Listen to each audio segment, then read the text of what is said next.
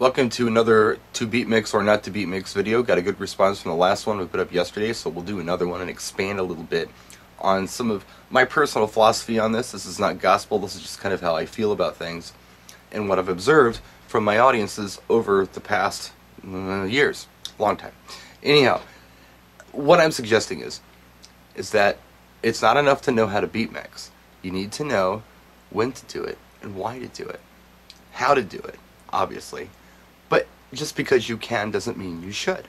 If you're doing the same beat mix all night long, if you're, whether it be 2, 4, or 8 major transitions, it gets repetitive after a while. I've been on the dance floor and I've seen it happen from my, from a crowd perspective. When I first hear it, I'm like, oh, something's coming, something's different. What's going to happen? It's coming.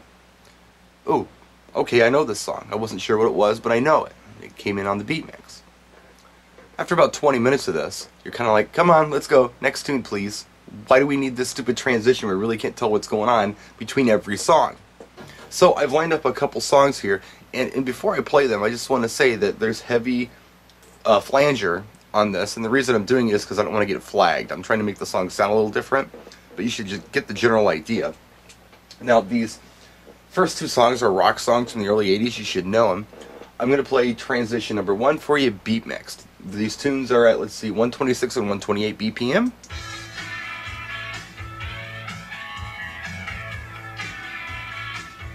Alright, here it comes. The mix. So 2 rock songs with a live drum that you can absolutely beat mix. They're only 2 BPM off, so not a big deal. Most monkeys with a pitch control can make that change and beat mix it, absolutely. They are in different keys, but I don't think it sounds terrible. However, I don't know if this is effective as mixing in another way. Let me play you part 2. This is more of a slam mix of this. Check it out.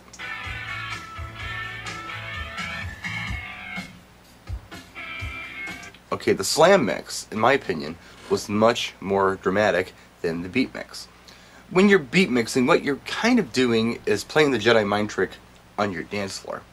They're already dancing to something, and now you're going to beat mix in something else, and they're going to be like, they're not going to notice. The same beat's going on, I'm just going to stay out here.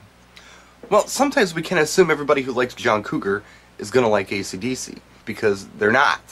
If we make this more dramatic in the mix, maybe somebody who was waiting for an AC/DC song is alert now. Ooh, the AC/DC song came on. I gotta go dance. Put my drink down. I'm gonna go. Something else that I try to do is keep things as familiar as possible. Why? Because people like things that are familiar. And what's familiar to them? The radio edits of tracks, typically. What they're hearing on the radio, or what they're hearing on the CD they bought, in the car, whatever. If we heavily remix tracks all the time, or we get into like long 12-inch extended versions of songs, they're no longer familiar to people.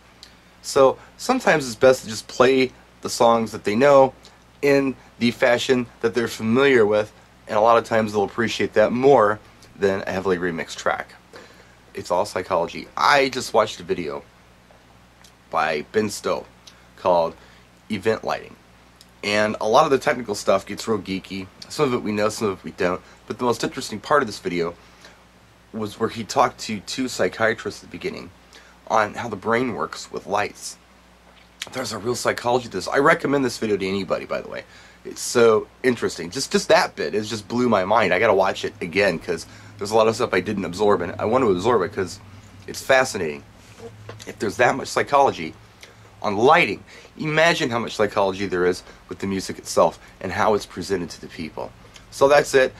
That's a quick part 2 for you. I hope you got something out of it. If you got any questions, or if there's something you want me to cover I am not covering, give me some ideas. I'll do my best to do that. So let me know down here in the comment section. Practice and enjoy.